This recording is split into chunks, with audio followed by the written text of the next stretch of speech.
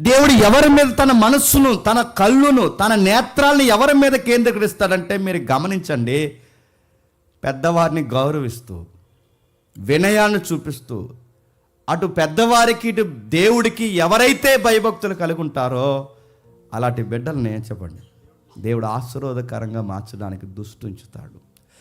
ఎవరిని పడితే వారిని ఊరకే దేవుడు దీవించాడు.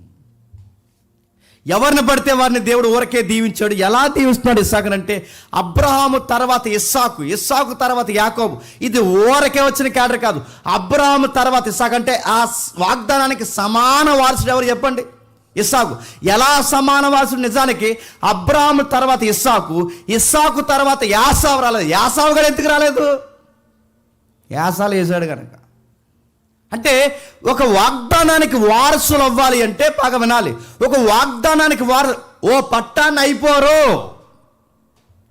ఊరకే దేవుడు బ్లెస్సింగ్స్ ఇచ్చాడు, ఊరకే దేవుడు దీవించుడు. వినయం ఎలా ఉందో చూస్తాడు, నీ వ్యవహారం ఎలా ఉందో చూస్తాడు, నీ భక్తి ఎలా ఉందో చూస్తాడు, ఆయనకి ఎంత భయపడుతున్నావో చూస్తాడు. నీ వినయం, నీ భయభక్తులు, నీ మాట, ప్రవర్తన, ప్రతి నీ లక్ష్యాలు అన్నిటినీ దేవుడు చూసే నీకు తోకాలేస్తాడు. ఊరకే ఎవరిని దేవుడు వాగ్దానాలకి వారసులుగా మార్చాడు.